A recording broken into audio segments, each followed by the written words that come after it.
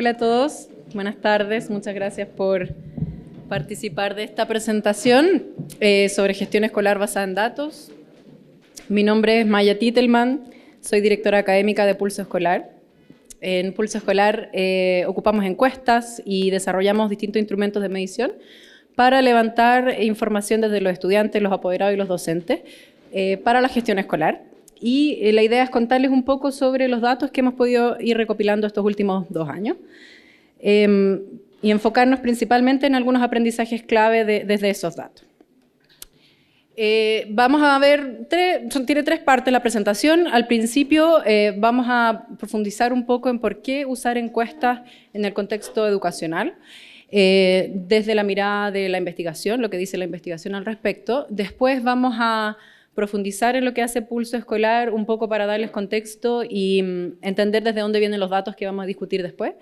Y la última sección es ya mirando estos datos agregados de los colegios que han tomado encuestas de pulso, 3 aprendizajes importantes que hemos podido ir captando mirando esos datos. Entonces, ¿por qué usar encuestas en el contexto de educación? ¿Sabían ustedes que las encuestas son buenos predictores del aprendizaje? Bueno, el MED Project lo que nos dice es que sí, el MED Project es el Measures of Effective Teaching Project. El MED Project dice que sí, que las encuestas son buenos predictores del aprendizaje. Este fue un estudio del 2010 financiado por la fundación de Bill y Melinda Gates, que ocupó datos de más de 3.000 profesores y más de 40.000 estudiantes a lo largo de Estados Unidos. Y el objetivo de este estudio era entender o evaluar diferentes métodos para medir y entender la enseñanza efectiva, o sea, la efectividad docente.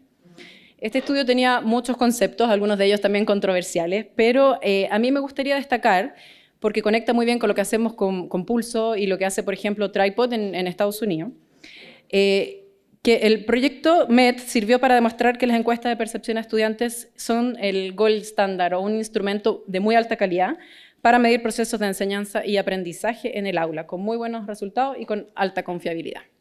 Entonces, lo que hicieron en el MED, una de sus métricas clave para medir la efectividad docente fue aplicar las encuestas de Tripod que les mencionaba antes. Son encuestas que fueron desarrolladas por Ronald Ferguson de Harvard y son encuestas confidenciales administradas a estudiantes para obtener su feedback sobre distintos temas, sobre enseñanza, pero también sobre su propio nivel de esfuerzo, su motivación por asistir a clase y aspectos del clima o del ambiente de aula.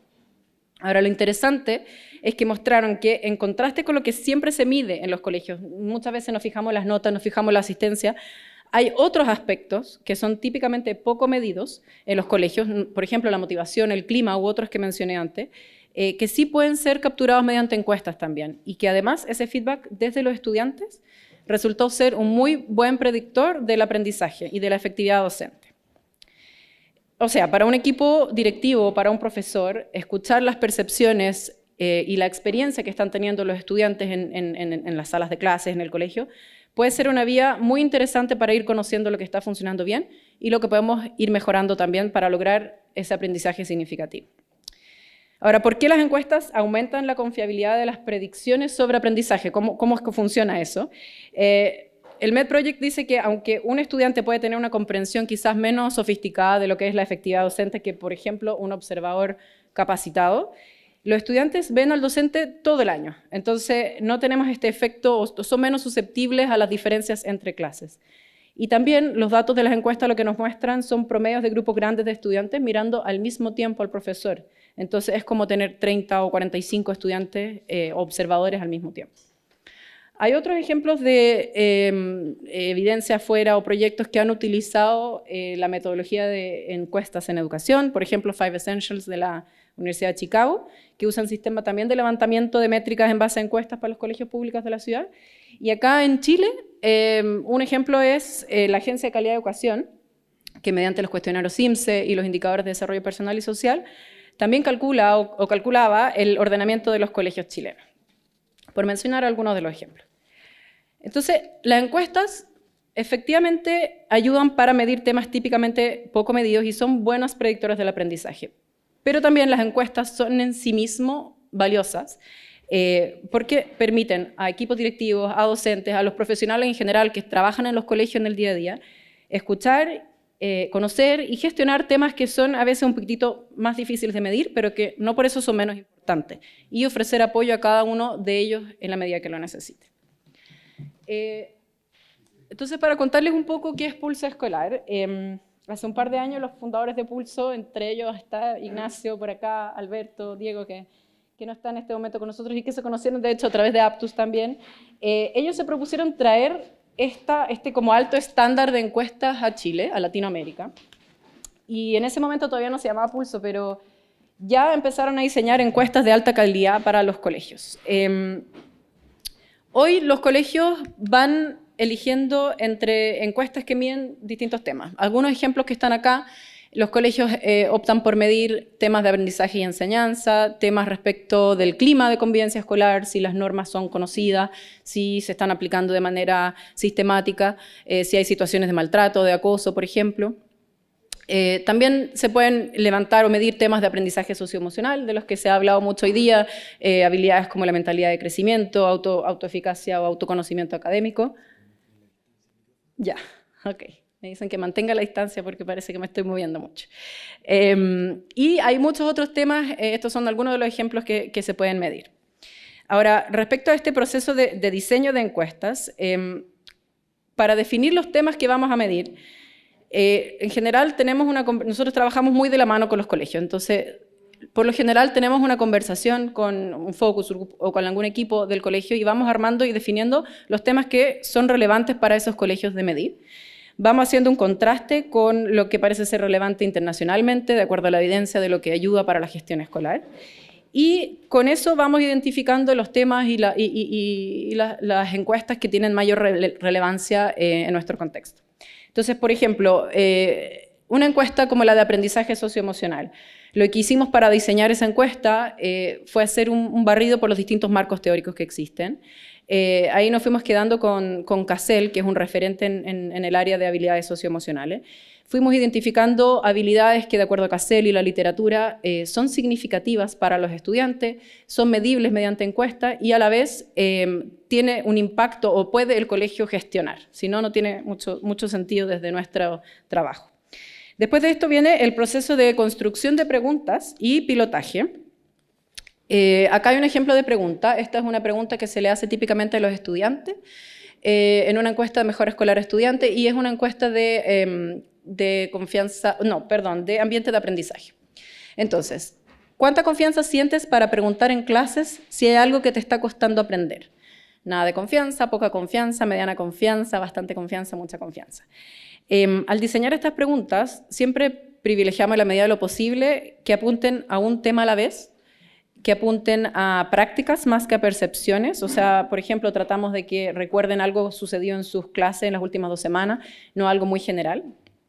Y usamos prepreguntas para introducir temas sensibles, por ejemplo. Respecto a las alternativas, quizás le llamó la atención que acá la pregunta dice ¿cuánta confianza sientes para preguntar? Y luego repetimos nada de confianza, poca confianza, mediana confianza.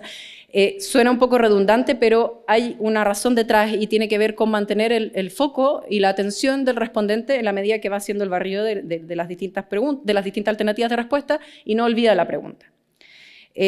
También son siempre alternativas de respuestas polares, donde hay un extremo bueno y uno malo, o menos favorable, digamos. Acá preferimos que sientan mucha confianza versus nada de confianza. Y también la literatura recomienda ocupar un número impar de alternativas entre 5 o 7 para capturar en el fondo al respondente que tiene una opinión neutral respecto a la pregunta. Actualmente, Pulso se ve así, y esto es con un importante equipo de programación, de programadores detrás. Funciona como una plataforma online con plantillas de encuestas que están precargadas y los colegios van eligiendo las encuestas que quieren tomar, quiénes las van a responder, en qué fecha las quieren tomar y encargados de los procesos de encuesta. Entonces acá está el menú. Esta es una plataforma bien intuitiva y simple de usar. Los colegios en general nos dan ese feedback. Si se fijan, está la vista de agendar encuestas, que es la que está abierta. Está la vista de mis encuestas, donde ustedes ven, digamos, la calendarización o las encuestas que tienen agendadas. Y una vista de resultados, que una vez que está terminada la aplicación de encuesta, aparece en nuestros reportes. Como les decía, una vez que termina la aplicación de encuesta, llega un link es súper simple de usar. En general los colegios lo ocupan o de manera sincrónica en la sala de clases que responden todos los estudiantes al mismo tiempo. En el caso de los profesores o de los apoderados lo pueden responder en su celular, en una tablet. Entonces es como un proceso bastante más simplificado que lo que a veces nos imaginamos de responder una larga encuesta que tenemos que después tabular, etc. Entonces, gracias a la misma tecnología, los reportes suelen estar listos por lo general un día después de la aplicación de la encuesta.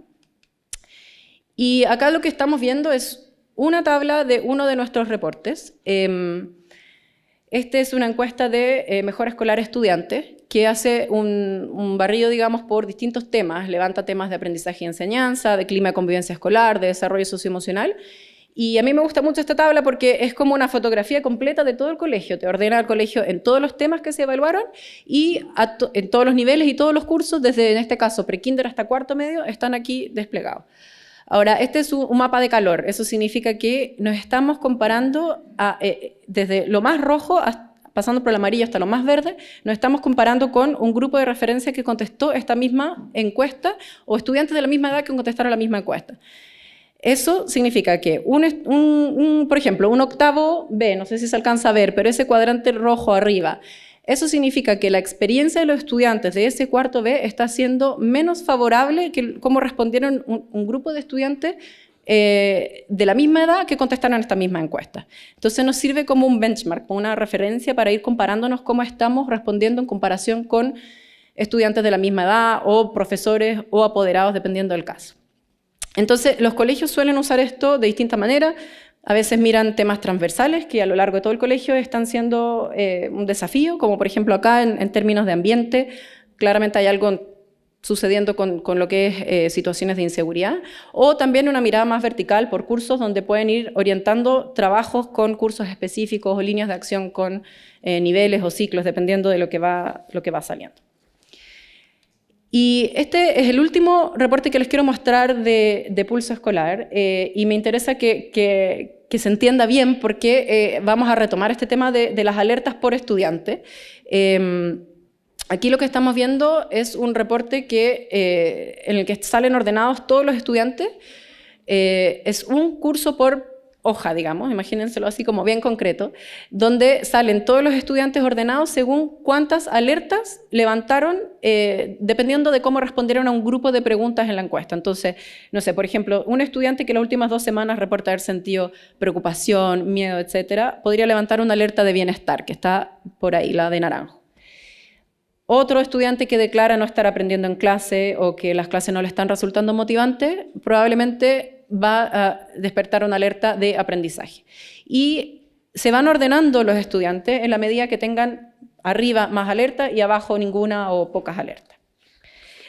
Eso es lo que les quería contar un poco de pulso. Y ahora quiero pasar a una parte que tiene que ver con los datos agregados que hemos ido pudiendo obtener a través de las encuestas que han tomado los colegios que están en pulso. Nosotros manejamos muchos datos, pero queremos mostrar algunos ejemplos de lo que se puede aprender a partir de ahí. Entonces, el principal mensaje que quiero que les quede de esta lámina es que lo que vamos a ver ahora es estadística descriptiva. Tenemos muchos datos hoy en pulso, trabajamos con más de 140 colegios, estos colegios han aplicado más de 680 encuestas, por lo tanto, tenemos más de 250.000 respuestas de la comunidad escolar, considerando colegios de más de 1.000 alumnos en algunos casos, y tasas de respuesta muy altas. En el caso de los estudiantes, las tasas promedio arriba del 75%.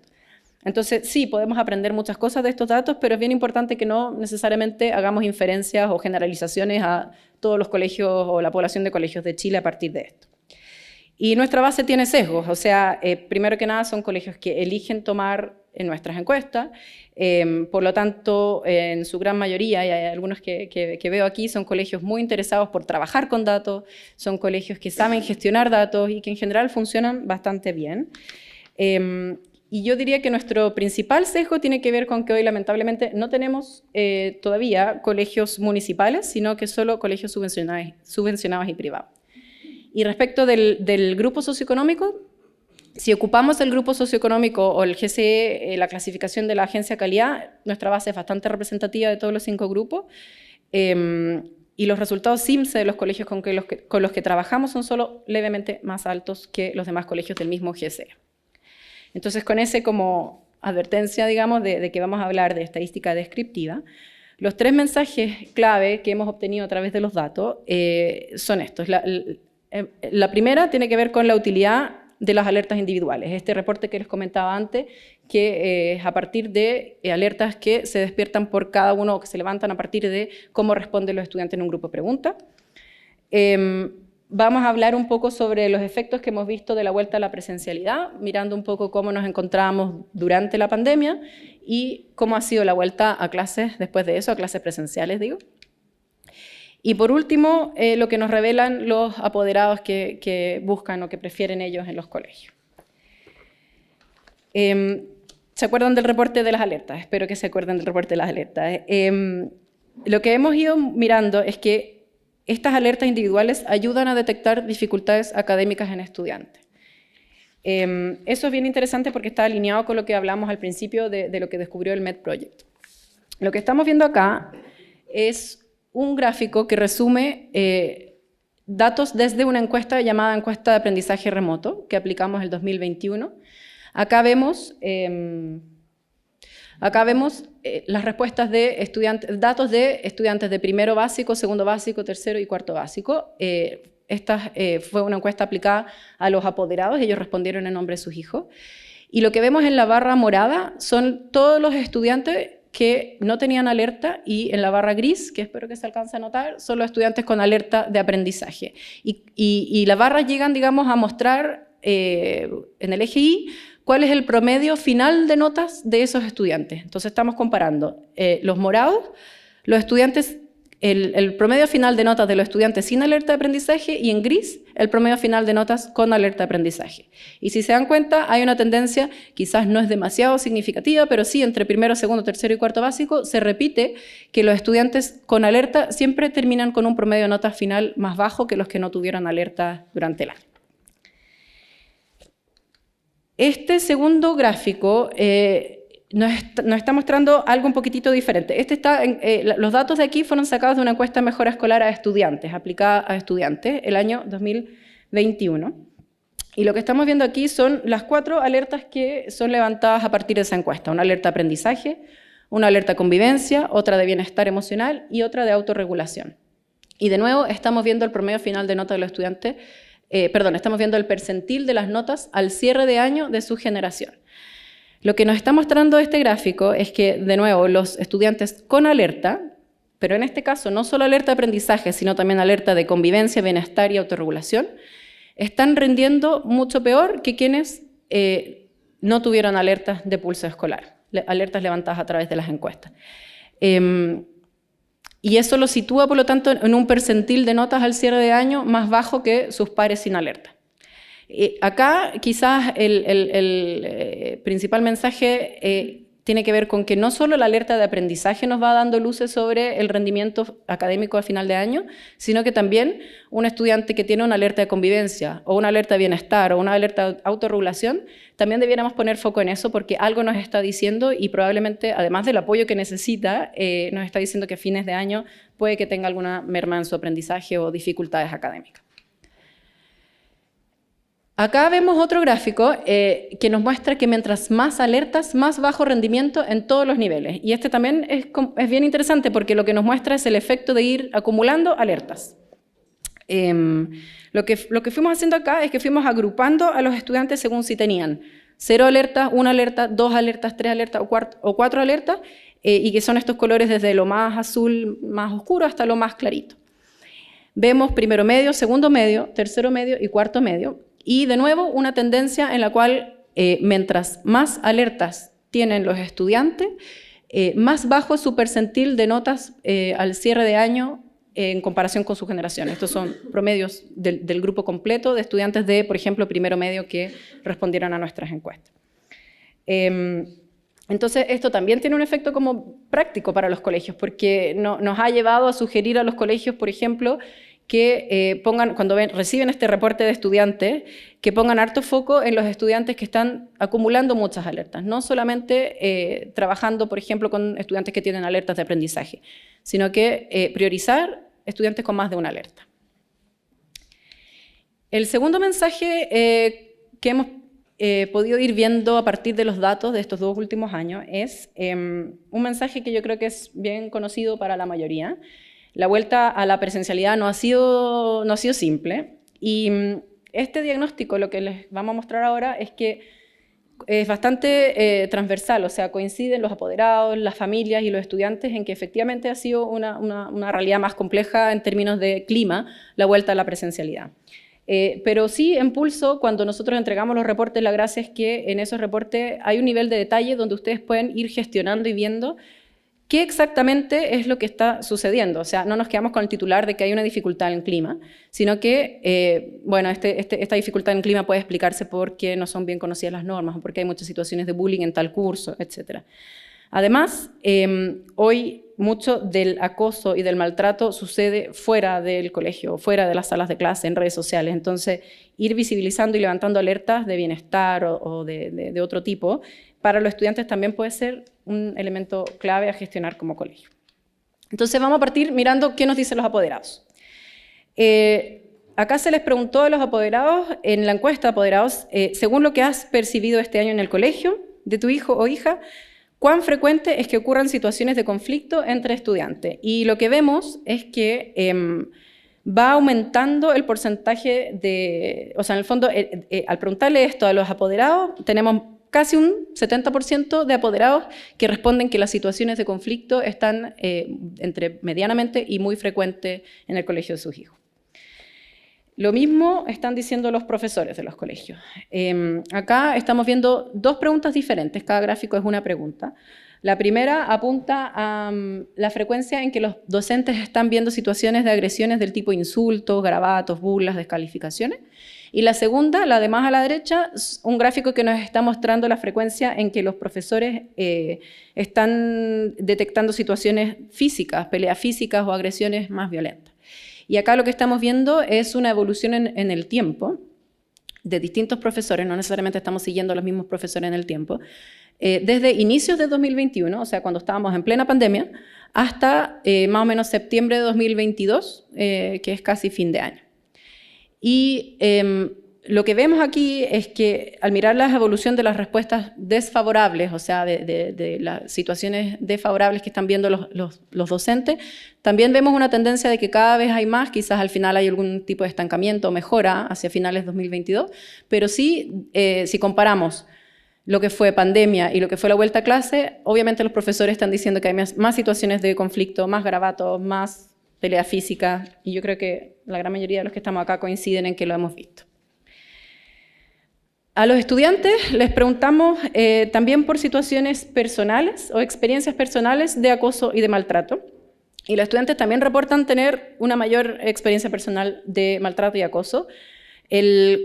El primer trimestre de 2021 obviamente era muy bajo, era un 4% de los estudiantes que decían que estaban viviendo ese tipo de experiencia. Ya estábamos, ¿cómo se llama? Ya estábamos completamente en clases remotas, y en la medida que fuimos avanzando hacia la presencialidad completa en 2022, fueron aumentando estas situaciones de experiencias y situaciones de maltrato. Lo que vemos acá son, el gráfico de más a la derecha es exactamente el mismo que el gráfico anterior. Estamos viendo cómo ha ido evolucionando en términos de clima la experiencia de maltrato.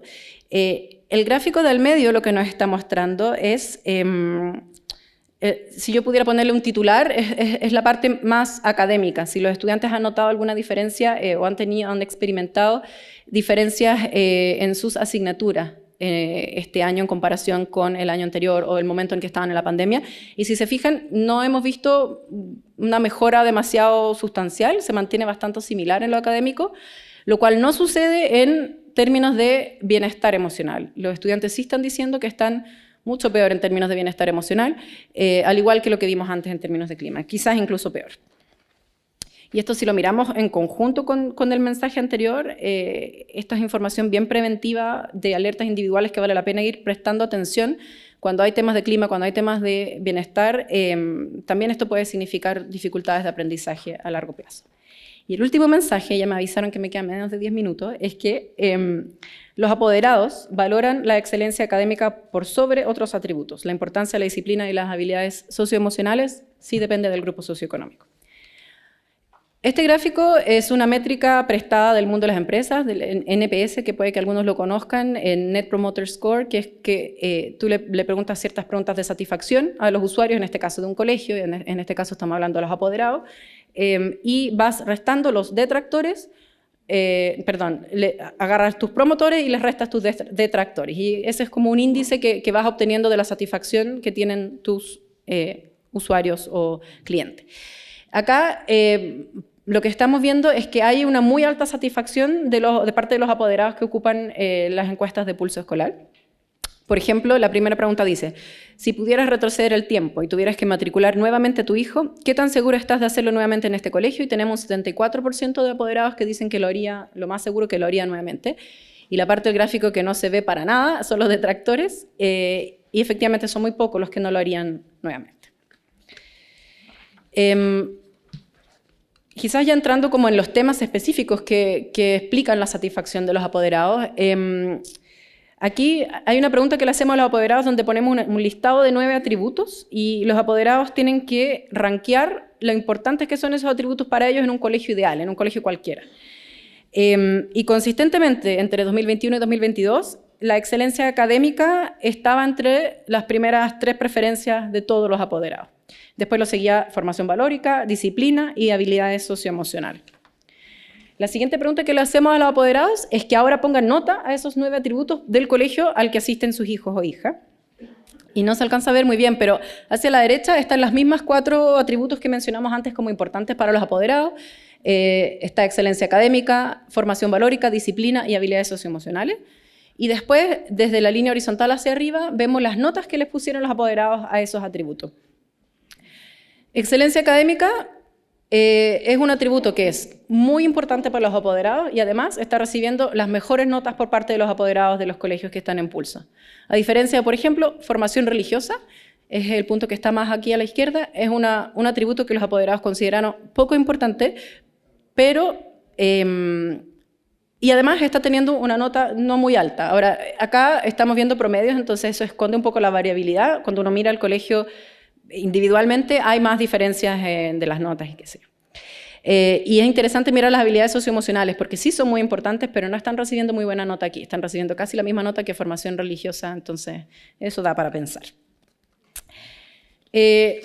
Con esto termino. Vamos a mirar esta misma información, pero ahora desagregada por grupo socioeconómico. En el caso de la excelencia académica es el atributo igualmente preferido por todos los colegios independientemente de su grupo socioeconómico. Acá lo que estamos viendo son los 5 grupos socioeconómicos, el verde es el bajo, medio, medio alto y alto en morado.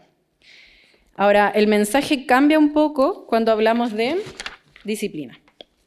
Esta va perdiendo relevancia en la medida que el grupo socioeconómico es más alto. Y de nuevo, en el caso de la enseñanza de habilidades socioemocionales, en la medida que aumenta el grupo socioeconómico que pertenece al colegio, también aumenta la valoración de la enseñanza de estas habilidades.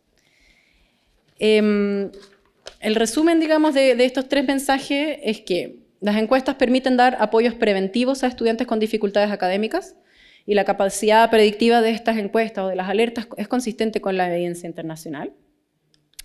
Al volver a la presencialidad, la experiencia de maltrato escolar y bienestar emocional autorreportada por estudiantes y también por profesores y por apoderados tiende a ser menos favorable. Y por último, los apoderados declaran valorar la excelencia académica por sobre los otros atributos, pero la importancia de la disciplina y de las habilidades socioemocionales sí depende del grupo socioeconómico. Para cerrar, solo decir que como equipo ha sido bien gratificante para nosotros ir viendo cómo la experiencia internacional con encuesta efectivamente la estamos pudiendo confirmar acá con nuestra realidad. Los invito a conocer nuestra página, si tienen dudas o preguntas también me pueden escribir y eso, muchas gracias.